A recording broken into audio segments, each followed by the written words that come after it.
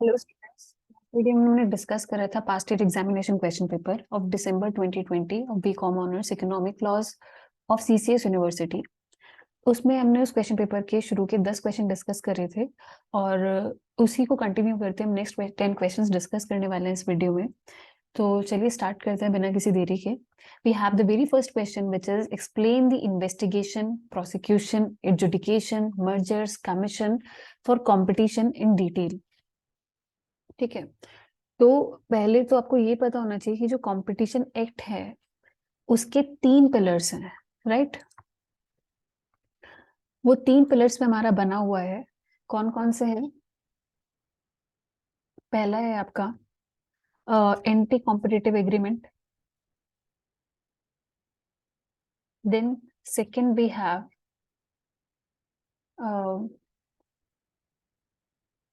We have abuse of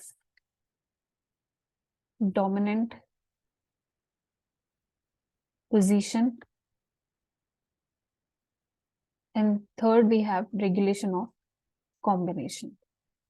तो आप इस चीज को समझिए और इसको बड़े ध्यान से हमें समझना है कि इन 3 पिलर्स पर हमारा पूरा एक्ट बेस्ड है।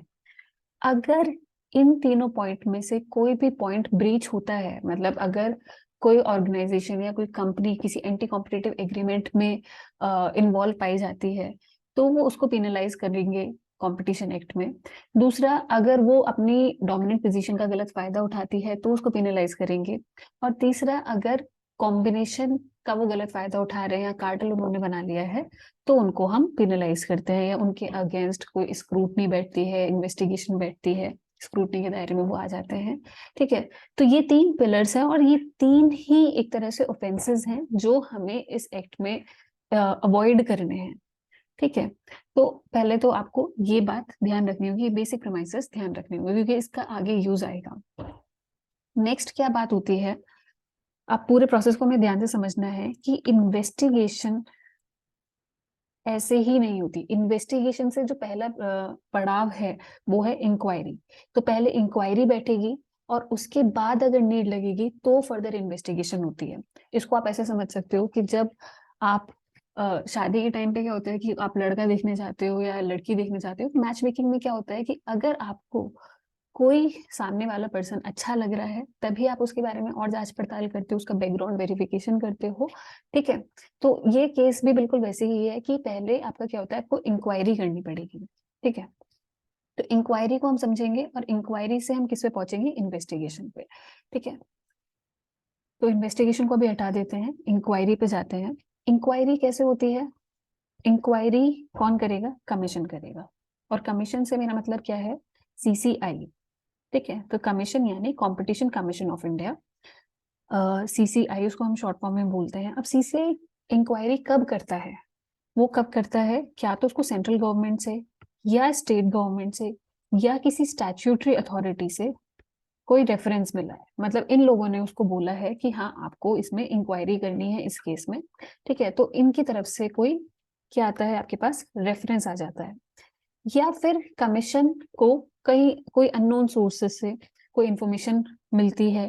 ठीक है, तो वो वॉलंटरी भी on their own, on your own, on the और on the basis of any information वो इंक्वायरी कंडक्ट कर सकता है। तो इंक्वायरी आपको समझ में आ गया कि कमीशन करता है, कब करता है? जब सेंट्रल गवर्नमेंट, स्टेट गवर्नमेंट या किसी स्टैट्यूटरी अथॉरिटी का कोई रेफरेंस होता है, या फिर वो अपने सुयो मोटो भी कर सकता है on the basis of any information commission has received. ठीक है, अब उसने इंक्वायरी करी। इंक्वायरी के बाद क्या हो सकता है?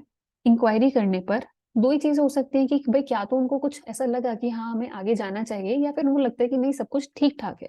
तो इसका रिजल्ट क्या होगा इंक्वायरी का? कि इसको अभी तो मैंने आपको ऐसे नॉर्मली बता दिया एक लेमन लैंग्वेज में, मैं आपको एक्सप्लेन कर रही हूँ पूरा प्रोसेस। बट इसको इन टर्म्स ऑफ लॉ हम क्या बोलते हैं कि कमीशन को, क्या कमीशन के पास दो रिजल्ट आ सकते हैं। क्या रिजल्ट आ सकते हैं? That there is existence of prima facie case और there is non existence of prima facie case, right. तो existence of prima facie case मतलब कि कुछ तो गड़बड़ है, आप ये समझ लो, ये कुछ तो गड़बड़ है वाला सीन हो गया है। एंड सेकेंड जो है non existence of prima facie case, कि हाँ कुछ चिंता करने वाली बात नहीं है, ठीक है, तो आप इस मैटर को क्लोज कर सकते हो, क्लोज द मैटर। तो अगर there is non existence of prima facie case तो आप क्या कर दोगे, मैटर को क्लोज कर दोगे। But if there is existence of prima facie case तो कुछ तो गड़बड़ है, फिर उस केस में क्या होगा, इसमें हम आगे जाएंगे, राइट। तो ऐसे ही आपको फ्रेमिंग करनी है आंसर की। अब क्या है कि जब कुछ तो गड़बड़ है वाला केस हमारे पास हो गया, तो इसमें क्या करेगा, कमीशन ने इंक्वायरी बिठाई थी, अब उसको लगता है कुछ तो गड़बड़ है, अब आगे की इंक्वायरी कौन करेगा, इन्वेस्टिगेशन कौन करेगा, वो करता है डायरेक्टर जनरल। तो कमीशन किसको बुलाएगा, डायरेक्टर जनरल को बुलाएगा टू कॉज फर्दर इन्वेस्टिगेशन, ठीक है। अब डायरेक्टर जनरल इन्वेस्टिगेशन करता है और उसके बाद डायरेक्टर जनरल क्या करेगा, जो भी उसकी फाइंडिंग्स हैं, he'll submit the findings on all the allegations, मतलब जो जो मुद्दे उठाए गए हैं। यहाँ पे आपको याद होगा कि central government, state government, statutory authority ने जो रेफरेंसेस भेजे हैं, तो उन रेफरेंसेस में जो भी मुद्दे उठाए गए हैं उन सभी एलिगेशंस पर डायरेक्टर जनरल अपनी फाइंडिंग्स, अपनी रिपोर्ट सबमिट करता है, ठीक है। और ये जो रिपोर्ट है वो किसको सबमिट कर देगा, कमीशन को सबमिट कर देगा। Submit the findings on all the allegations and submit the report to commission. और उसके बाद कमीशन क्या करता है, कमीशन वो जो डीजी की रिपोर्ट होगी वो किसको फॉरवर्ड कर देगा, forward that report to CG, SG और स्टैट्यूटरी अथॉरिटी, जहां से भी उनको रेफरेंस मिला था उन सभी को वो फॉरवर्ड कर देगा अथॉरिटी। एंड पार्टीज इन्वॉल्व, भाई जिस पार्टी के ऊपर ये मुकदमा चल रहा है, जो इसके शक के दायरे में आई हुई है सीसीआई के, उनको भी वो रिपोर्ट जाती है सीसीआई इन्वॉल्व, ठीक है। अब आप मुझे एक चीज बताइए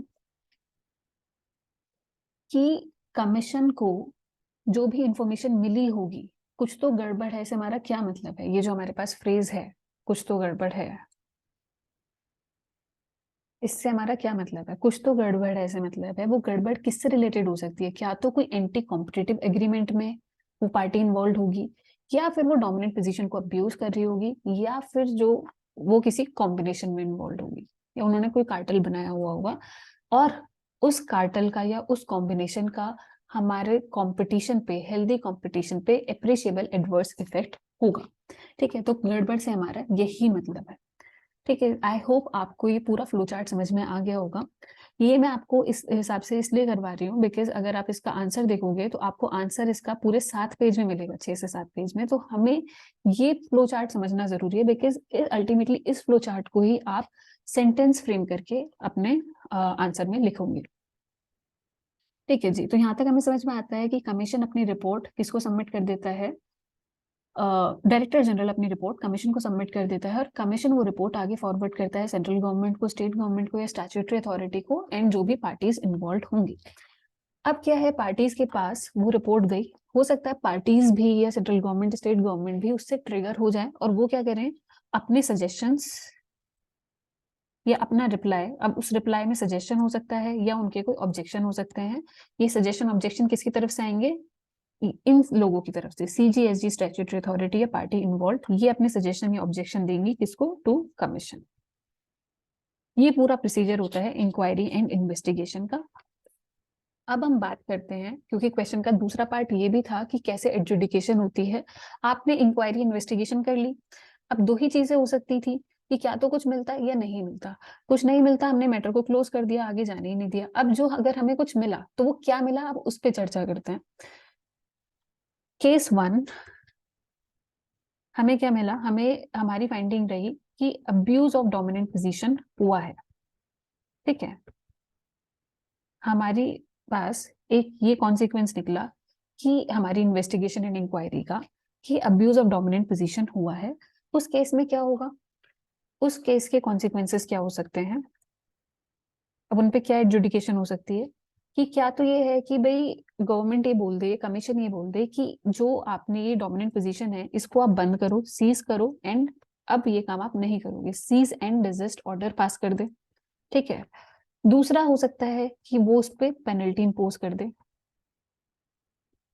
अब्यूज ऑफ डोमिनेंट पोजीशन के केस में पहला कॉन्सिक्वेंस ये हो सकता है कि क्या तो वो जो उसकी डोमिनेंट पोजीशन का ये जो पूरा चल रहा है, उसने मार्केट कैप्चर करा है, क्या तो वो उसको बंद करवा दे और उसको कहे कि आप अब ये सारी चीजें नहीं करोगे, तो cease and desist order pass कर दे। दूसरा पॉसिबिलिटी ये है कि वो उस पर पेनल्टी इम्पोज कर दे। पेनल्टी की मैक्सिमम लिमिट क्या है, मैक्सिमम पेनल्टी कितनी इम्पोज हो सकती है, 10% of the average turnover, average turnover for the last 3 preceding financial year, ठीक है जी। और अगर कार्टेल बना हुआ होगा तो कार्टेल के केस में कितनी हो जाती है penalty, 3 times of profit of each year, या फिर और 10% of turnover for each year, ठीक है।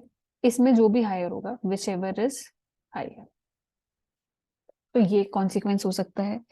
तीसरा गवर्नमेंट क्या बोल सकती है, तीसरा वो बोल सकती है कि जो भी आपने एग्रीमेंट किया हुआ है जिन जिन लोगों के साथ, उनको आप मॉडिफाई कर दो, ठीक है। या फिर आपके एग्रीमेंट में वो पर्टिकुलर बता सकती है कि इस तरह के मॉडिफिकेशन करने हैं हमें, तो ये वाले मॉडिफिकेशंस आप डाल दो, तो एग्रीमेंट शेल स्टैंड मॉडिफाइड, तो एग्रीमेंट मॉडिफिकेशन पॉसिबल है। फोर्थ क्या कर सकती है, वो कह सकती है कि जो डोमिनेटिंग एंटरप्राइज है उसको वो डिवाइड कर सकती है, उसको तोड़ सकती है, ठीक है। तो डोमिनेंट एंटरप्राइज जो एंटरप्राइजेस है उसका डिवीजन हो सकता है, तो डिवीजन ऑफ डोमिनेटिंग एंटरप्राइज, ये एक फोर्थ कॉन्सिक्वेंस इसका हो सकता है। अब वो डिवीजन कैसे हो सकता है उसको समझ लेते हैं। डिवीजन ये हो सकता है कि भाई क्या तो उसके शेयर्स को ट्रांसफर कर दे, ट्रांसफर शेयर्स, वोटिंग पावर, इन सबको वो कहीं और ट्रांसफर कर दे या गवर्नमेंट को ही ट्रांसफर कर दे, ठीक है। तो either by way of transfer of voting rights, property, liabilities और ऑब्लिगेशंस, ऐसे डिवीजन हो सकता है। या फिर क्या हो सकता है, वो कह दे कि आप अपना जो सारा काम ताम, ठीक है, काम है वो आप बंद कर दो, पूरा तामझाम ही बंद कर दो, तो वाइंडिंग अप के लिए वो ऑर्डर कर सकती है। या फिर वो क्या कर सकती है, it can lead to creation, allotment, surrender और cancellation of any shares, stocks और सिक्योरिटीज, ये कुछ शेयर्स उसके कैंसिल कर सकती है, ठीक है, सरेंडर करवा सकती है, या फिर कुछ शेयर्स इशू करवा के किसी और को अलॉट कर सकती है, ठीक है, कि पावर में कोई और आ जाए जो उस ऑर्गेनाइजेशन को रन करने लगे, ठीक है। तो अब्यूज ऑफ डोमिनेंट पोजीशन को इस तरह से रोका जा सकता है। आई होप आपको ये क्लियर हो। अब केस 2 हमारा क्या बनता है, केस 2 बनता है कि हमारी जो गड़बड़ निकली वो ये निकली कि वहां पे कोई कॉम्बिनेशन बना हुआ था, ठीक है। तो कॉम्बिनेशन बना हुआ था, और कॉम्बिनेशन मना नहीं है, कॉम्बिनेशन तो ऑफ कोर्स गवर्नमेंट प्रमोट करती है, और बल्कि कॉम्बिनेशंस, मर्जर्स एंड एक्विजिशन से सिनर्जीज क्रिएट होती हैं, तो कभी भी ऐसा नहीं है कि कॉम्बिनेशन खत्म करवा दिए, कॉम्बिनेशन इलीगल है, नहीं। कॉम्बिनेशन तब बुरा बन जाता है, या कंपटीशन कमीशन ऑफ इंडिया जो है वो उसके अगेंस्ट हो जाता है, हमारे कॉम्बिनेशन के अगेंस्ट, अगर उस कॉम्बिनेशन का एप्रिशिएबल एडवर्स इफेक्ट हो on competition in India, right. मतलब कि वो इस तरह से कॉम्बिनेशन हो रहा है, 2 या 2 से ज्यादा ऑर्गेनाइजेशन आपस में क्लब हो रही हैं, और उसकी वजह से जो आपका हेल्दी कंपटीशन है, हेल्दी कंपटीशन वाली स्पिरिट है, वो खत्म हो जाती है। तो वो वाले जो कॉम्बिनेशन है वो क्या करते हैं, वो सीसीआई के दायरे में आ जाते हैं, स्क्रूटनी के दायरे में आ जाते हैं, ठीक है। तो हमें केस 2 में ये लग सकता है कि क्या क्या तो कॉम्बिनेशन ऐसा है जिसका एप्रिशिएबल एडवर्स इफेक्ट है on competition in India.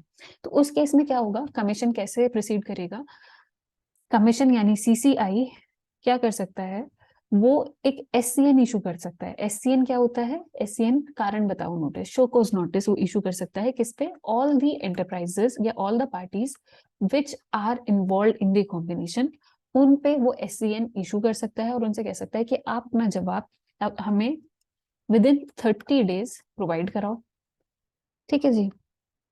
30 days में जब ये जो पार्टीज हैं वो सीसीआई को अपना जवाब दे देंगी, उसके बाद वो क्या करेगा, सीसीआई वो डीजी को बोलेगा कि आप भी अपनी रिपोर्ट इस रिगार्ड में सबमिट करो। So CCI will instruct the DG to submit his report,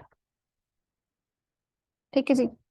अब क्या होगा उसके बाद, अगर कंपटीशन कमीशन ऑफ इंडिया को लगता है कि हाँ ये कॉम्बिनेशन गड़बड़ कर रहा है, तो वो क्या कर सकती है, वो कह सकती हैं सीसीआई उन सारी पार्टीज को बोल सकती है कि आप इसकी सूचना पब्लिक में दे दो कि आपने कॉम्बिनेशन बनाया हुआ था। ठीक है, तो रिप्लाई आने के सीसीआई ने क्या करा, उनको शॉकर्स नोटिस इशू करा और उन पार्टीज ने 30 दिन के अंदर रिप्लाई कर दिया। अब रिप्लाई आने के 7 दिन के अंदर या डीजी की रिपोर्ट आने के बाद सीसीआई उन सारी पार्टीज को इंस्ट्रक्ट कर सकती है कि आप ये चीज लोगों को सूचना दे दो, मतलब क्या किस चीज की सूचना दे दो कि हाँ आप एक कॉम्बिनेशन में इन्वॉल्व थे। ठीक है, तो विद इन 7-10 वर्किंग डेज आप पब्लिक की नॉलेज में ये चीज ले आओ। ठीक है, और उसके बाद जो जो लोग आपकी इस कॉम्बिनेशन की वजह से अफेक्ट हुए हैं उनसे हम ऑब्जेक्शन का वेट करेंगे, 15 डेज हम उसमें लगाएंगे। और इस बीच में क्या है, कंपटीशन कमीशन के पास ये भी पावर है कि वो और एडिशनल इंफॉर्मेशन एडमिट कर सकती है या फिर वो और इंफॉर्मेशन मंगा सकती है। ठीक है, तो इस तरह से ये पूरा प्रोसीजर चलता है इन्वेस्टिगेशन का। राइट, कॉम्बिनेशन की भी पेनल्टी लग सकती है। और फिर हमारा आता है केस 3। केस 3 हमारा क्या है, anti competitive agreements. Anti competitive agreements के केस में तो सिंपल है हमारा कि वो एग्रीमेंट आपका खत्म करवाएगी, उसमें अगर हो सकता है वो कुछ क्लॉज आपके मॉडिफाई करवा देगी। ठीक है, तो जो आपका एग्रीमेंट है, एग्रीमेंट शेल बी वॉइड और इट शेल स्टैंड मॉडिफाइड, या फिर आपका तीसरा क्या हो सकता है, आप पे पेनल्टी इंपोज कर दी जाए। ठीक है, पेनल्टी इंपोजिशन। तो ये 3 केस हमारे बनते हैं। एक बार क्विकली इसको गो थ्रू कर लेते हैं। इन्वेस्टिगेशन का प्रोसीजर आपको बताना है। तो इन्वेस्टिगेशन से पहले इंक्वायरी होती है। इंक्वायरी कैसे होती है, सीसीआई इंक्वायरी कंडक्ट कराता है। कब कंडक्ट कराता है, जब सेंट्रल गवर्नमेंट, स्टेट गवर्नमेंट या स्टैट्यूटरी अथॉरिटी से कोई रेफरेंस मिलता है, या फिर वो खुद से भी कोई इंक्वायरी कंडक्ट कर सकता है on the basis of any information commission has received. अब उसके बाद क्या होगा, इंक्वायरी करने के बाद there may be 2 consequences. either there is existence of prima facie case, then CCI will proceed further, and second consequence may be that there is non-existence of any prima facie case. तो उस case में क्या होगा, the matter would be closed. In case there is existence of prima facie case, then commission shall direct the director general to cause further investigation and submit his findings. उसके बाद DG यही करता है, he conducts further investigation and he submits the findings on all the allegations and allegations which are raised in reference, and he will submit the report to commission. Commission shall then forward that report to CG, SG and statutory authority or the parties involved. उसके बाद क्या होता है, parties या CG, SG या statutory authority के पास जैसे ही उसकी वो रिपोर्ट पहुंचती है, दे प्रोवाइड देयर सजेशन और दे में ऑब्जेक्ट टू दैट रिपोर्ट। और उसके बाद अकॉर्डिंगली सीसीआई स्टेप लेता है कि आगे कैसे हमें इसमें प्रोसीड विद करना चाहिए। ठीक है, तो वो तो हमारा इन्वेस्टिगेशन का आगे मैटर चलता ही रहता है, बट यहाँ पे आप ये समझ सकते हो कि ये फिर भी एंड है। उसके बाद तो वो लूप में चलता रहे कि हाँ इन्होंने अपोज करा, फिर कमीशन ने फिर से एक बैठक बुलाई, फिर से एक रिपोर्ट सर्कुलेट कराई, फिर से वो रिपोर्ट आपकी सीजी, एसजी पार्टीज के पास चली गई, फिर से उन्होंने ऑब्जेक्शन निकाले, फिर से बैठक बुलाई, तो फिर तो एक वो लूप स्टार्ट हो जाएगा। तो यहाँ पे हम इसको समझ सकते हैं कि ये पूरा प्रोसीजर है हमारा इंक्वायरी एंड इन्वेस्टिगेशन का। अब इन्वेस्टिगेशन में के दौरान 3 केसेस हमारे बनते हैं। पहला केस तो ये है कि जो इन्वेस्टिगेशन है वो इंडिकेट करती है कि that an enterprise has abused his dominant position. उसके कॉन्सिक्वेंसेस क्या हो सकते हैं, पहला कॉन्सिक्वेंस ये है कि cease and desist order pass कर दिया जाए।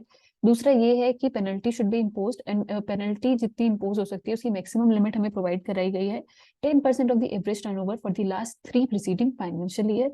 अगर कार्टल है, कार्टल हमें आइडेंटिफाई होता है और हमें दिखता है कि उसका एप्रिशिएबल एडवर्स इफेक्ट है on competition in India, then कितनी पेनल्टी होगी, maximum 3 times of the profit of each year और 10% of the turnover for each year. मतलब क्या तो वो प्रॉफिट बेस्ड होगी या फिर टर्नओवर बेस्ड होगी। टर्नओवर है तो उसके 10%, प्रॉफिट है उसका 3 गुना, which ever is higher.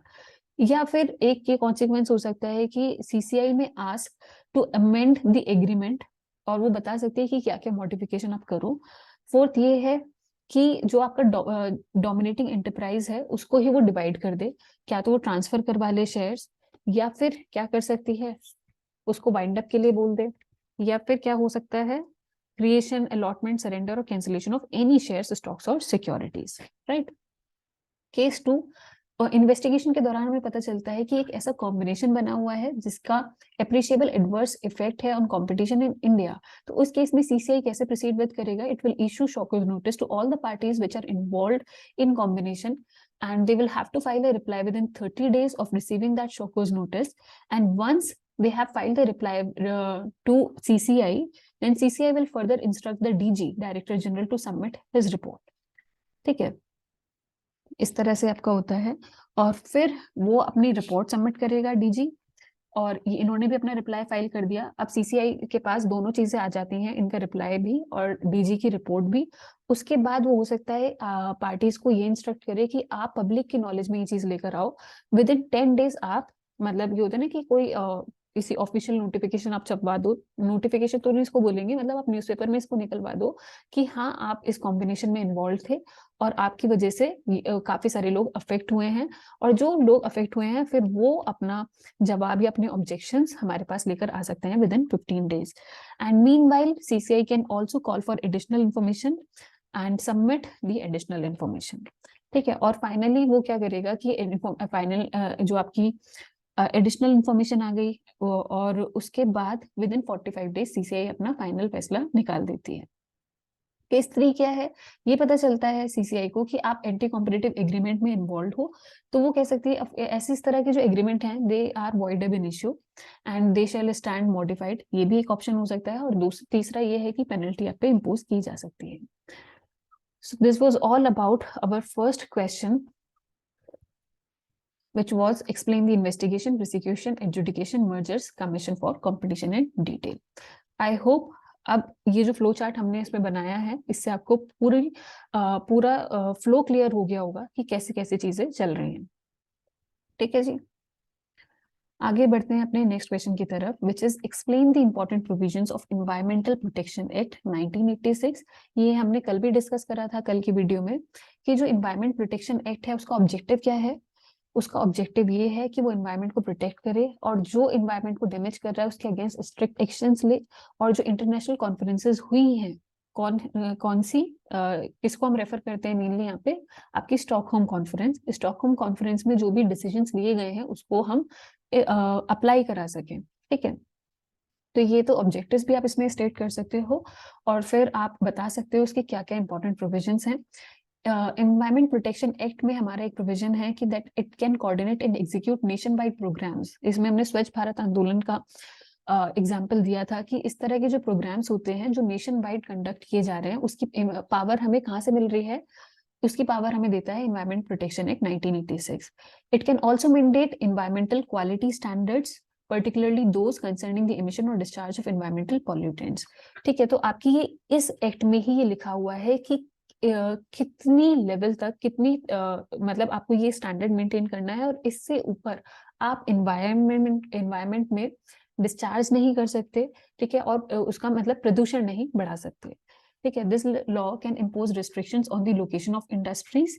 Yes, ये एक्ट आपको ये बताता है कि उस मतलब इतनी पावर गवर्नमेंट को दे देता है कि गवर्नमेंट को किसी एरिया को डिफाइन कर सकती है कि इस एरिया में कोई भी इंडस्ट्री सेटअप नहीं होगी। इसका एक एग्जांपल हमने क्लास में दिया था, वो था ताज ट्रेपेजियम। ताज ट्रेपेजियम में क्या हुआ था कि क्योंकि क्या हो रहा था, it was leading to yellowing of Taj Mahal. तो जो ताजमहल के आसपास का जितना एरिया था जिसको हम ताज ट्रेपेजियम बोलते हैं उसमें से सारी इंडस्ट्रीज को मूव आउट करा दिया था। ठीक है, तो वहां पे एक तरह से आप कह सकते हो कि गवर्नमेंट ने एक रिस्ट्रिक्शन लगा दी है कि यहाँ पे इंडस्ट्री सेटअप नहीं होंगी। ठीक है, this law gives the government the power of entry for examination, testing of equipment and other purposes, power to analyze the sample of air, water, soil or any other substance from any place। ये बात हमें पता ही है कि EPA में central government को ये power है कि वो किसी भी प्रेमाइसेस में एंटर कर सकती है, वहां को एग्जामिन कर सकती है वहां के प्रेमाइसेस को, और क्या कहते हैं वहां के sample of air and water को कलेक्ट किया जा सकता है और उसको फर्दर लेबोरेटरीज भेजा जा सकता है। Then इसमें it bars the discharge of environmental pollutants. We have already discussed this. Environmental laboratories can be set up under this act. Government analyst क्या होते हैं, जो उस laboratory में काम करते हैं.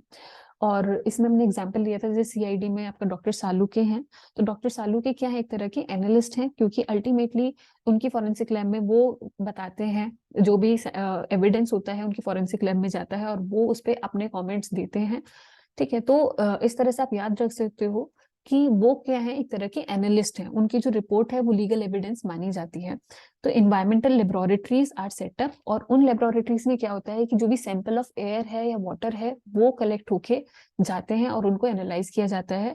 और उस समय क्या पता चलता है कि आपने एयर और वाटर का सैंपल ले लिया और आप ये देखते हो कि इनकी एयर या वाटर में एक सेट स्टैंडर्ड से ज्यादा पोल्यूशन तो नहीं है, पॉल्यूटेंट्स तो नहीं है, राइट. तो गवर्नमेंट एनालिस्ट वो लोग होते हैं जो इन्वायरमेंट लेबोरेटरीज में काम करते हैं और वो जो सैंपल्स आते हैं उनको एनालाइज करते हैं.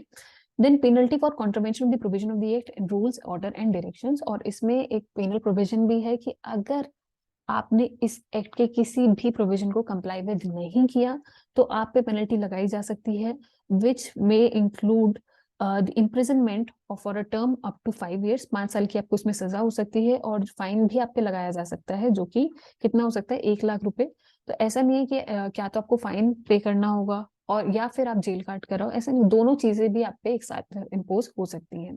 और अगर आपका कॉन्टिन्यूस कॉन्ट्रवेंशन रहता है तो you may be charged with an additional fine which may extend to 5,000 rupees per day, right? Moving to our next question, state the salient features of Air Prevention and Control of Pollution Act 1981. तो इस बात का हम ध्यान रखेंगे कि इस act में सबसे इम्पोर्टेंट चीज जो है वो है सीपीसीबी एंड एसपीसीबी, यानी सेंट्रल पोल्यूशन कंट्रोल बोर्ड और स्टेट पोल्यूशन कंट्रोल बोर्ड. तो वो इस एक्ट में हमारे सेटअप होते हैं. एंड इन केस जहाँ पे already water pollution control board है, अब आपको ये लग रहा होगा कि हमारे पास क्वेश्चन तो आया है air prevention control of pollution act 1981 का, बट यहाँ पे जिक्र आ रखा है वाटर पोल्यूशन कंट्रोल बोर्ड का, ऐसा क्यों? तो आप ये याद रखेंगे कि चाहे हमारा वाटर पोल्यूशन कंट्रोल बोर्ड हो या फिर हमारा एयर पोल्यूशन कंट्रोल बोर्ड हो, दोनों ही एक ही सेक्शन के अंडर हमारे रजिस्टर्ड होते हैं. ठीक है, तो जहाँ पे वाटर पोल्यूशन कंट्रोल बोर्ड है जिन स्टेट्स में, वही स्टेट्स एयर का मतलब एयर क्वालिटी को ध्यान में रखेंगे, एयर क्वालिटी की जांच करेंगे और वो वाटर क्वालिटी की भी इंश्योर करेंगे. ठीक है, तो वो जॉइंटली काम करते हैं. It is their joint responsibility of controlling and monitoring air pollution and will be called state pollution control board. और जहाँ पे नहीं है कोई भी वाटर पोल्यूशन कंट्रोल बोर्ड, वहां पे एक new pollution control board setup होगा. इन सीपीसीबी और एसपीसीबी का काम क्या होता है? दे advise the central government on matters pertaining to air and air pollution. They carry out research related to air pollution and through mass media spread awareness, information about air and air pollution, plan and organize the training of personnel and set the standards for air quality in India. Right, तो इनका काम क्या होता है हमारा SPCB और CPCB का, कि वो सेंट्रल गवर्नमेंट को एडवाइस करते हैं, अपने अंडर जो उनके मतलब लोग काम कर रहे हैं उनको वो ट्रेन करते हैं, लोगों को अवेयर करते हैं, रिसर्च कंडक्ट करते हैं and they set the standards for air quality in India. Right, SPCB का भी यही काम है. सीपीसीबी का काम तो था वो सेंट्रल गवर्नमेंट को एडवाइस करती है, एसपीसीबी का काम क्या होता है, वो स्टेट गवर्नमेंट को एडवाइस करती है और वो सीपीसीबी के साथ कोलैबोरेशन में काम करती हैं. They carry out inspections in air pollution control areas at necessary intervals. They advise the state government about the feasibility of conducting industrial activity with respect to air pollution. Right, यही चीजें हैं कि आपके जो स्टैंडर्ड सेट हैं उससे ऊपर आप एनवायरनमेंट को पोल्यूट नहीं कर सकते. तो यही चीजें आपको हर जगह दिख जाएंगी. बट सीपीसीबी एसपीसीबी का बहुत इंपॉर्टेंट पॉइंट है जो आपको अपने आंसर में लिखना ही लिखना है. Then this allows the SPCBs to set state air laboratories. जैसे हमने ऊपर पढ़ा था एनवायरमेंट प्रोटेक्शन एक्ट में, आप क्या सेटअप कर सकते हो, एनवायरमेंट लेबोरेटरीज. ऐसे ही आप एयर जो एक्ट है आपका air prevention control of pollution act या water prevention control of pollution act, इसमें आप क्या कर सकते हो, स्टेट लेबोरेटरी सेटअप कर सकते हो, either as a new establishment और by declaring an existing lab as a state air lab. This law states the failure to comply with the rules of section 21 and 22 would result in punishment, और वो कितना हो सकता है, minimum of 1 year imprisonment and 6 months and extendable up to 6 years with fine.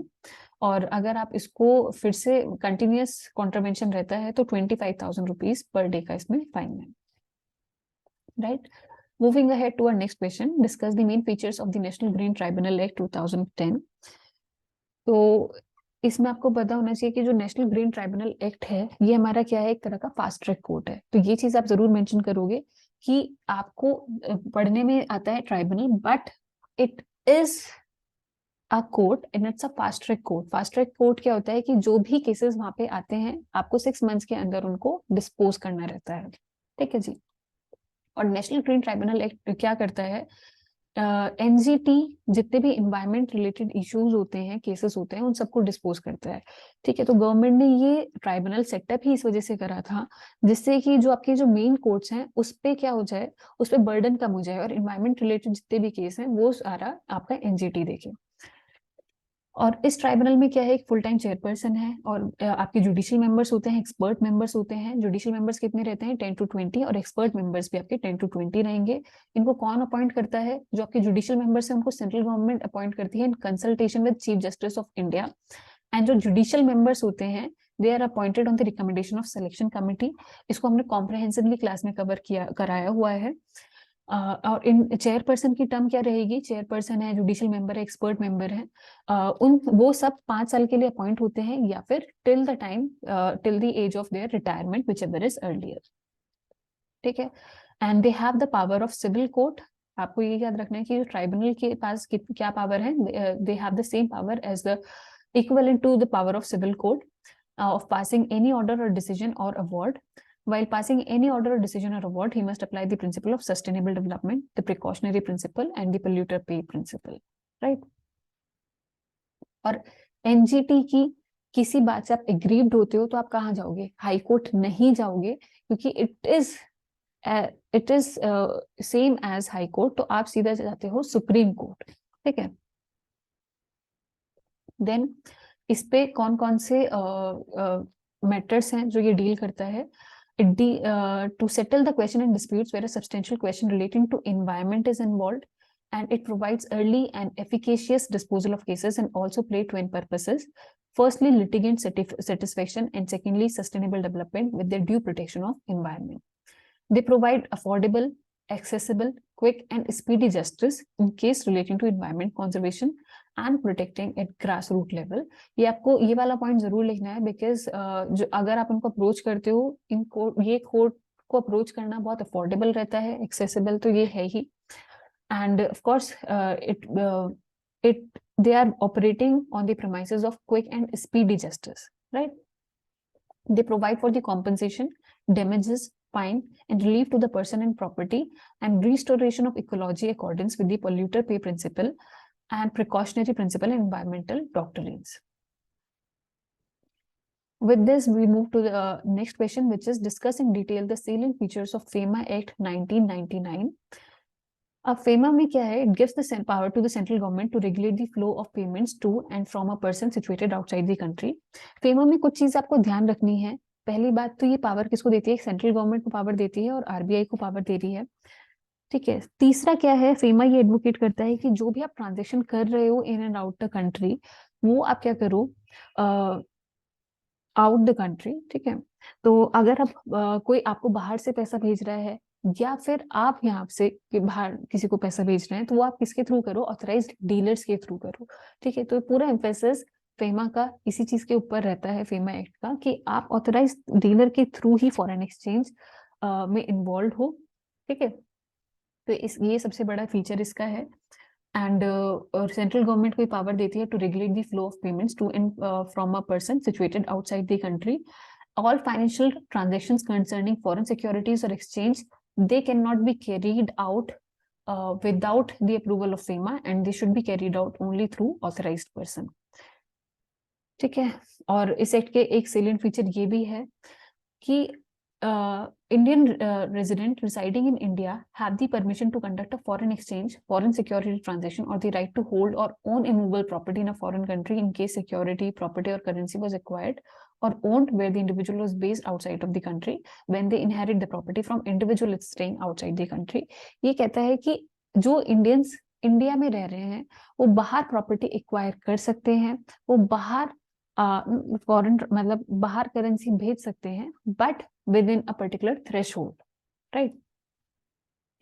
Then FEMA में adjudicator या officer with the ED can impose a penalty 3 times the size of the contribution involve where the sum is quantifiable. जहां पे सम quantify हो सकता है वहां पे आपको कितनी पेनल्टी लगती है, 3 times पेनल्टी लगती है। और जहां पे contribution is not quantifiable, penalty आपकी 2 लाख रुपए है। और ये पीनल प्रोविजन जो है सबसे ज्यादा इंपॉर्टेंट है एग्जाम पॉइंट ऑफ व्यू से। फेमा के पीनल प्रोविजन आपको पता होने चाहिए एंड कॉम्प्रिहेंसिवली इनको हमने क्लास में कवर किया हुआ है। Further, where there is violation is a continuing one, an additional penalty of rupees 5,000 per day of contravention can be imposed. FEMA का जो head office है, it is also known as ED. It is located in New Delhi. There are 5 zonal offices in Delhi, Mumbai, Kolkata, Chennai, and Jalandhar. Each one is headed by a deputy director. Every 5 zones are divided into 7 sub-zonal offices headed by assistant directors and 5 field units headed by chief enforcement officers. I hope we are clear on to it. और ऐसा नहीं है कि जो answer यहाँ पे given है बस यही है, इसके ऊपर आप कुछ इसमें एड ऑन नहीं कर सकते। आपको ऐसा कुछ लगता है कि ये चीज हमने किसी और एक्ट में नहीं पढ़ी और वो उस एक्ट का आपको हाईलाइट लगता है तो आप उसको जरूर इसमें एड ऑन कर सकते हो, राइट। और इसका एक पॉइंट हम ये भी पढ़ लेंगे। In the general interest of the public, the government of India can restrict an authorized individual from carrying out foreign exchange deals with the current account. हमें इतना पता है कि फेमा ये बोलता है कि आप चाहे करंट अकाउंट की कोई ट्रांजैक्शन कर रहे हो या कैपिटल अकाउंट की कोई ट्रांजैक्शन कर रहे हो। कैपिटल अकाउंट क्या होता है, which alters the nature of any asset और लायबिलिटी इन अ कंट्री, वो हमारा कैपिटल अकाउंट ट्रांजैक्शन है, ठीक है। तो ये बोलता है कि अगर आप कोई करंट अकाउंट की ट्रांजैक्शन कर रहे हो, चाहे वो ऑथराइज डीलर के थ्रू भी कर रहे हो, तो गवर्नमेंट के पास इतनी पावर भी है कि वो उस ट्रांजैक्शन को भी रेगुलेट कर सकती है और रिस्ट्रिक्ट कर सकती है अगर उसको लगता है that it is reasonable to do so. ये चीज भी आप हाईलाइट कर सकते हैं इसमें। With this, we move to the next question. What are the welfare facilities which are given to the workers under the Factories Act 1948? तो welfare provision है, वेलफेयर करके आपका एक पूरा चैप्टर है इस एक्ट में। तो उसमें क्या बोला गया है, वॉशिंग फैसिलिटी की एडिक्वेट एंड सूटेबल फैसिलिटी आपको देनी चाहिए, किसको, मेल एंड फीमेल वर्कर्स को। There should be a facility for storing and drying clothes, a suitable place for keeping clothes not worn during working hours. ये उनके लिए होता है जो फैक्ट्री वर्कर्स होते हैं, ऑफकोर्स, क्योंकि जब आप फैक्ट्री में काम कर रहे हो तो क्या हो सकता है कि आपके कपड़े गंदे हो सकते हैं। तो आपको ऐसा प्रोविजन आपके पास होना चाहिए आपकी फैक्ट्री में कि जहाँ पे वॉशिंग फैसिलिटी भी हो, कि वहां पे आप अपने आके कपड़े वॉश कर सको, उनको आप स्टोर कर सको और उनको ड्राई कर सको। तो ये बेसिक फैसिलिटी की इन्होंने बात की गई है। Then there should be facility for sitting. ऐसा होता है कि फैक्ट्री में ऐसा तो है नहीं हर कोई बैठ के काम कर रहा है, फैक्ट्री में तो यह है कि कंटिन्यूअस मूवमेंट हो ही रहा है वर्कर्स का, ठीक है। तो वर्कर्स का, ठीक है, आप क्या है कि उनको स्टैंडिंग पोस्चर में ही काम करना रहता है, बट ऐसा नहीं है कि आप उनको बैठने के लिए जगह प्रोवाइड नहीं कराओगे या फिर वो बैठे तो फ्लोर पे बैठ जाए, नहीं। There should be proper provision and suitable arrangement for sitting in the factories. Then first aid appliances की बात कर रहे हैं कि ये बोलते हैं कि फर्स्ट एड बॉक्स आपको प्रोवाइड कराना है और हर 150 लोगों पे आपके पास एक फर्स्ट एड मिनिमम है। ये आप इससे ज्यादा फर्स्ट एड फैसिलिटीज भी रख सकते हो, तो 150 लोगों पे एक फर्स्ट एड आपका होना चाहिए। और वो जो फर्स्ट एड बॉक्स है वो किसकी निगरानी में रखा होना चाहिए, किसकी देखरेख में रखा होना चाहिए, it shall be kept in charge of a responsible person who is trained in first aid treatment. ऐसा नहीं है कि किसी भी नॉर्मल बंदे की उसमें आप रखो, सुपरविजन में फर्स्ट एड बॉक्स आपने रख रखा है, ऐसा नहीं होना चाहिए।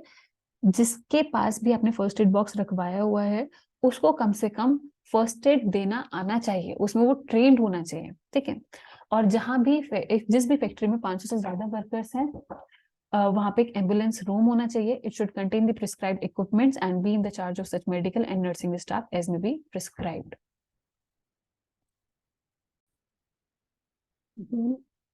We talk about canteen facilities. तो जहाँ भी 250 या 250 से ज्यादा वर्कर्स हैं तो वहाँ पे कैंटीन फैसिलिटीज आपकी होनी ही चाहिए। एंड उसके अलावा गवर्नमेंट के पास इतनी भी पावर है that it can prescribe the rules. Rules किस रिगार्डिंग की क्या आपको क्या फूड सर्व होना चाहिए कैंटीन में, क्या आपके उसके चार्जेस रखने हैं। And most of the time क्या होता है कि इस तरह की कैंटीन जो फैक्ट्रीज की कैंटीन होती है वहां पे आप नो प्रॉफिट मोटिव से कैंटीन रन करते हो, ठीक है। And constitution of management committee for the canteen, कि क्या मैनेजमेंट कमिटी रहेगी, कौन उसको संभालेगा। And representation of the workers in the management of the canteen. Representation of the workers से क्या मतलब है कि इसका आप एग्जाम्पल ऐसे समझ सकते हो, जैसे राज्यसभा में क्या होता है, राज्यसभा में लोग कौन से होते हैं, अलग अलग जो एरियाज हैं उनके रिप्रेजेंटेटिव्स होते हैं, कुछ यूनिवर्सिटी के रहेंगे, कुछ बॉलीवुड इंडस्ट्री के रहेंगे, तो हर एक एरिया से, हर एक इंडस्ट्री से रिप्रेजेंटेटिव्स होते हैं। ठीक है, सर कोई एग्जाम्पल है आपको समझाने का। तो ऐसी ही जो आपकी मैनेजमेंट कमेटी है, उसमें आपका वर्कर्स के भी रिप्रेजेंटेटिव्स होने चाहिए। ठीक है, that it is true that so far as employer is concerned, that the staff canteen has to be provided in person, it must be run on a no profit basis, but a contractor who conducts the canteen not out of any philanthropic considerations but for profit, carries on a trade of keeping a catering establishment, he must obtain a license if provided under the relevant statute। ये कहना चाह रहे हैं, जैसे मैंने आपको बताया कि जो फैक्ट्रीज में जो कैंटीन्स होती हैं वो नॉन प्रॉफिट मोटिव से रन होती हैं, बट अगर कोई केटरर ऐसा है जो कि कमर्शियल लेवल पे उस कैंटीन को चला रहा है और उसका कोई ऐसा मोटिव नहीं है कि वो फिलेंथ्रोपिक, क्या होता है, एक तरह से हेल्प करना, ठीक है, बिनोवलेंट, ठीक है, तो अगर उसकी कोई ऐसी इंटेंशन नहीं है, ऐसा कोई मोटिव नहीं है, बट उसको पैसा ही कमाना है उस वाली कैंटीन से भी, तो उसको क्या करना पड़ेगा, रेलेवेंट स्टैट्यूट से लाइसेंस ऑब्टेन करना पड़ेगा। ठीक है जी, उसके बाद है shelters, rest rooms and lunch rooms. इसकी थ्रेशोल्ड क्या है कि अगर आपके यहाँ 150 या 150 से ज्यादा वर्कर्स एम्प्लॉयड हैं तो आपको rest rooms and lunch rooms provide कराना पड़ेगा, जहाँ पे वर्कर्स अपना बैठ के खाना खा सकें। एंड जो ये रेस्ट रूम्स होते हैं, रेस्ट रूम्स किसको बोलते हैं, वॉशरूम्स को। ठीक है, तो वो क्या होते हैं, सब it should be proper, they should be properly lighted and ventilated and they should be maintained in cool and clean conditions. Then creche, creche की क्या है लिमिट, यहाँ पे 50 लिखा हुआ है बट इट्स नॉट 50, इट्स 30। ठीक है, तो 30 या 30 से ज्यादा वुमेन वर्कर्स आपके यहाँ एम्प्लॉयड हैं, तो there should be made a suitable and adequate room for the use of children under the age of 6 years। ठीक है, then welfare officers, welfare officer आपका होना चाहिए अगर 500 वर्कर्स से ज्यादा हैं। एंड ये सारी फैसिलिटीज तो क्या है, जो within the premises of your factory आपको प्रोवाइड करानी है, वेलफेयर फैसिलिटीज हैं, but there are certain welfare facilities which are outside the factory premises.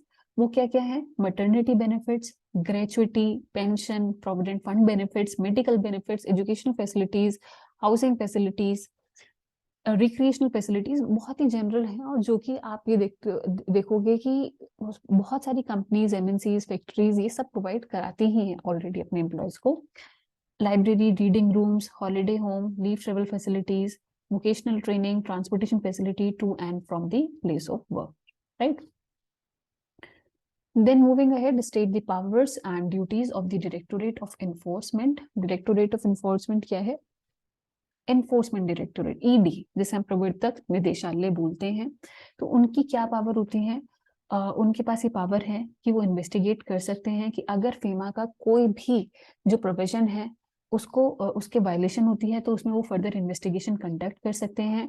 And they can attach the property purchased with the laundered money. ये हमने PMLA में पढ़ा हुआ है कि कोई भी आपने जो ब्लैक मनी होती है उससे कोई प्रॉपर्टी आपने बना ली तो उसको अटैच किया जा सकता है, उसको सीज किया जा सकता है। कोई भी एरिया है या उस प्रॉपर्टी का, उसको सर्च किया जा सकता है, एग्जामिन किया जा सकता है, और साथ ही साथ जिस बंदे ने ऐसा किया है उसको अरेस्ट भी किया जा सकता है। समन विटनेसेस, ऐसे गवाह भी बुलाए जा सकते हैं और उनकी स्टेटमेंट्स को रिकॉर्ड भी किया जा सकता है, राइट।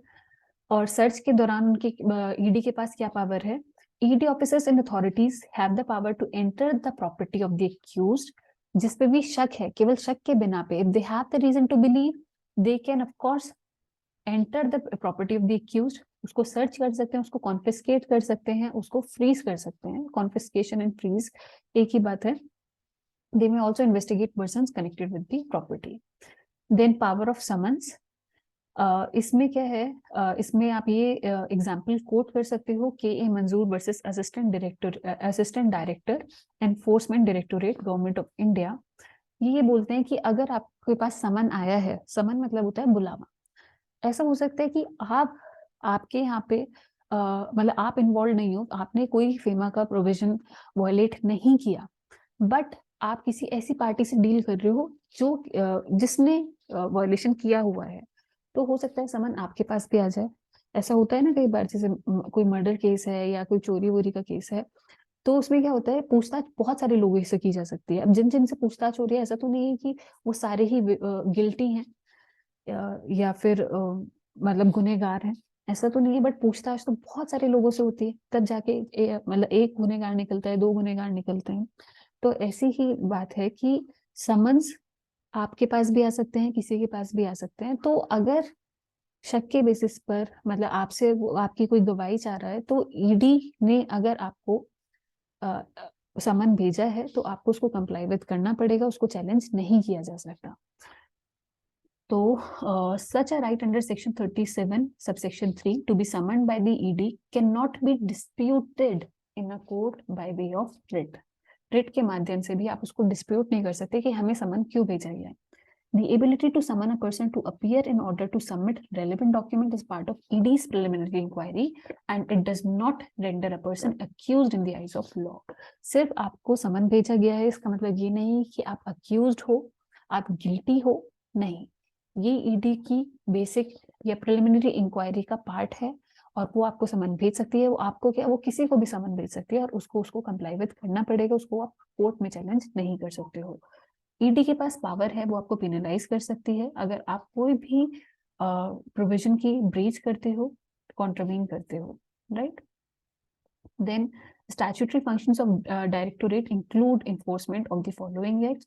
तो जो ईडी है उसके अंडर में कौन कौन सी एक्ट्स आती हैं, फीमा है, पीएमएलए है, conservation of foreign exchange, prevention of smuggling activities act 1974 भी ईडी के अंडर ही आता है।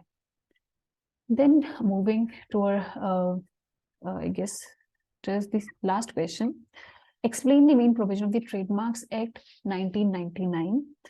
तो इसको हम ध्यान रखेंगे कि ट्रेडमार्क एक्ट में हमें क्या मिलता है, कि पहले तो आपको ये ध्यान रखना है कि ट्रेडमार्क हो किस किस चीज का सकता है। आपका कोई ब्रांड नेम है, आपका कोई सिंबल है, आपका लोगो है, कोई साउंड है, उन सबको ट्रेडमार्क प्रोवाइड किया जा सकता है। और ट्रेडमार्क से क्या मतलब है कि ये चीज आपकी ही है, इसको और कोई कॉपी नहीं कर सकता, ठीक है। तो ट्रेडमार्क पहले तो आप ये बताओगे किस किस चीज के रिगार्डिंग में दिया जा सकता है, एंड उसके बाद आपको किस कौन कौन सी प्रोटेक्शन ये एक्ट प्रोवाइड कराता है। प्रोटेक्शन है इन्फ्रिंजमेंट की। इन्फ्रिंजमेंट मतलब कि ट्रेडमार्क की चोरी अगर होती है तो आपको प्रोटेक्शन मिलेगा अगर आपका ट्रेडमार्क रजिस्टर्ड है, ठीक है। और अगर ऐसा है कि आपका ट्रेडमार्क, फॉर एग्जाम्पल बिस्लरी एक ब्रांड है, और अब बिस्लरी जो ब्रांड है उसकी जो पैकेजिंग है, उसका जो कलर है, वो भी ट्रेडमार्क किया जा सकता है। डिजाइन को भी आप ट्रेडमार्क कर सकते हो। आप उसके जो कलर कोई पर्टिकुलर ब्रांड चूज करता है अपने लिए, उसकी भी उसको भी ट्रेडमार्क किया जा सकता है। तो बिस्लरी की पानी की बोतल आती है, अब बिस्लरी को आप मॉडिफाई करके बिल्सरी कर दो या बिस्लरी की स्पेलिंग चेंज कर दो, ठीक है, तो वो भी क्या एक तरह से ट्रेडमार्क की चोरी ही है, ठीक है। कि क्योंकि आप मेन जो ब्रांड है जो उसको चोरी कर रहे हो, उसका कलर आप अपने उसके जैसा ही रख रहे हो, बस उसमें हल्की सी ऑल्टरेशन आप कर देते हो। और ऐसे हमें कई बार मार्केट में देखने को मिल जाता है। एडिडास है तो एबीबास देखने को मिल जाएगा, रिबॉक, रिबूक, ठीक है। तो इस तरह की चीजें हमें देखने को मिल जाती है। तो ये क्या है, अल्टीमेटली ट्रेडमार्क की चोरी है। और आप छोटी सी ऑल्टरेशन कर दो और कह दो कि मैंने इसको कॉपी नहीं किया, तो वो मान्य नहीं होती है। उस केस में भी वो ट्रेडमार्क की चोरी ही कहलाई जाती है, राइट। तो जो इस तरह के इंसिडेंसेस होते हैं, इसके अगेंस्ट आपको प्रोटेक्शन मिलता है इस एक्ट में। और फिर अगर वो ट्रेडमार्क चोरी करके उससे पैसा कमाया जा रहा है, उसको प्रिंट किया करवाया जा रहा है, उसको एडवर्टाइज किया जा रहा है, या फिर it is used in the course of trade, if that mark is used so similar to a registered mark that it is likely to confuse or deceive a consumer in selecting a category of product, तो क्या होगा, आपको protection मिलता है, right. आप trademark के लिए apply कैसे कर सकते हो, दोनों तरह से अप्लाई कर सकते हो, offline and online. I am not very much sure on to this point. Offline आपका हो सकता है कि अब पूरा खत्म हो गया हो, बट सेफर साइड के लिए आप ये चीज लिख सकते हो कि ऑफलाइन एंड ऑनलाइन दोनों में आप फिलहाल उसको अप्लाई कर सकते हो। But as far as I know, सारी चीजें अब धीरे धीरे सारे प्लेटफॉर्म्स अब ऑनलाइन हो रहे हैं, तो मे बी ये पूरा प्रोसीजर भी अब ऑनलाइन हो चुका है। So the application is followed by Form TM48 for authorization of an agent along with supporting documents which differ in case of proprietor, company or partnership as the case may be. और एक चीज हमें ध्यान रखनी है कि जब भी हम ट्रेडमार्क अप्लाई करते हैं तो उसमें अलग अलग क्लासेस होती हैं कि किस क्लास में आप ट्रेडमार्क अप्लाई करते हो. I guess there are total 45 classes जिसमें आप अप्लाई कर सकते हैं. ठीक है. और जब आप ट्रेडमार्क अप्लाई करते हो तो उसके साथ आपको कुछ एनक्लोजर्स भी देने रहते हैं. और फिर आपका जो ट्रेडमार्क है वो क्या रखा जाता है, ट्रेडमार्क जर्नल में पब्लिश होता है. ठीक है. और उस मतलब वेट किया जाता है कि जो भी चीज के लिए मतलब जिसको भी आप ट्रेडमार्क कराना चाह रहे हो, ऐसा तो नहीं है कि आपने भी वो चोरी किया हुआ है और आप चोरी की भी चीज को ट्रेडमार्क कराते हो. तो इस वजह से क्या रखा जाता है, जो ट्रेडमार्क है आपका अप्लाइड ट्रेडमार्क, उसको पब्लिक जर्नल में रखा जाता है, पब्लिक के बीच में रखा जाता है, जिससे कि अगर किसी को लगता है कि उसके काम की चोरी है तो वो आके ऑब्जेक्शन उसमें फाइल कर सके. राइट. तो एप्लीकेशन फॉर ट्रेडमार्क हम ध्यान रखेंगे कि TM48 फॉर्म TM48 हम फाइल करते हैं for authorization of agent and supporting documents हम लगाते हैं. सपोर्टिंग डॉक्यूमेंट्स आपके सबके केस में अलग अलग हो सकते हैं, बहुत ऑब्वियस सी बात है. And application shall be filed in the Office of Trademark Registry within whose territorial limits the principal place of business in India of the applicant, or in the case of joint applicants, the principal place of business in India of the applicant whose name is first mentioned in the application as having a place of business in India is situated. Then उसके बाद ये क्या है, there are total of 45 classes goods and services may fall under in such a classification. तो ये भी हो सकता है मतलब कि 45 क्लासेस हैं जिसमें आप अपना मतलब किसी भी क्लास में आप अपना ट्रेडमार्क अप्लाई कर सकते हो. और ऐसा जरूरी नहीं कि आप एक सिंगल क्लास में अप्लाई करो, आप मल्टीपल क्लासेस में भी अप्लाई कर सकते हो. उसमें आपको अकॉर्डिंगली फी पे करनी रहती है. ठीक है. देन उसको पब्लिक डोमेन में रखा जाता है. पब्लिक डोमेन में कैसे रखा जाता है, ट्रेडमार्क जर्नल में आपके जो ट्रेडमार्क जिसके लिए आपने अप्लाई किया है उसको आप पब्लिश कर देते हैं और फिर वेट करते हैं कि कोई ऑपोजिशन आए. ठीक है. The filing of the opposition has to be done at the trademark registrar office and not at the intellectual property appellate board. And ये हम ध्यान रखेंगे कि IPAB is no longer in existence. While filing an opposition must include the following. और जब आप opposition file करते हो तो आपको क्या क्या चीजें प्रोवाइड करानी है, details of the trademark application, कि किस एप्लीकेशन के अगेंस्ट आप ऑपोजिशन फाइल करते हो, details of the filing party, अपनी पार्टी आप अपनी डिटेल्स आप दोगे, and details of the earlier mark with the registering mark is infringing upon, और उस प्रोडक्ट की भी डिटेल दोगे, सॉरी उस ट्रेडमार्क की भी डिटेल दोगे जिसको आपको लगता है कि उससे रिजेंबल करता है या उसकी चोरी की गई है, तो उसका आप बताओगे पूरा, अपनी डिटेल्स दोगे, in grounds upon which such opposition is based on. We have one more question. Explain the provision regarding the protections given under the Copyright Act 1957. तो आपको एक तो ये पता होना चाहिए कि किस काम के लिए आपको कॉपीराइट ग्रांट किया जाता है. तो original literary, dramatic, musical and artistic work, cinematographic film, sound recording.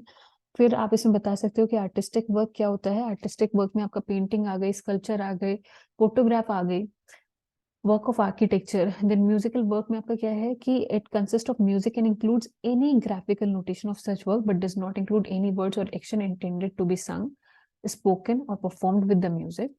Sound recording, ये सभी की डेफिनेशन इसमें दी गई है. It means a recording of sound from which sounds may be produced regardless of the medium on which such recording is made or method by which the sound are produced. A phonogram or a CD-ROM are sound recordings. ठीक है. Then cinematographic film. तो इस question में आपको यही बताना था कि किस किस चीज के अगेंस्ट आपको प्रोटेक्शन मिल सकता है. तो इसको आप सबकी डेफिनेशन आप बता सकते हो, और जरूरी नहीं कि आपको जो एक्ट में डेफिनेशन लिखी है वही आप एज इट इज ही इसमें लगाओगे. आप इसको अपने वर्ड्स में भी रिफ्रेश कर सकते हो ऐसे कि जिसमें आप एक्सप्लेन कर पाओ. So this was all about these questions. If you happen to have any queries, you may definitely put them down in the comment section. And yes, we shall meet in the next video. I'll come up with more questions. Till then, stay healthy and stay safe.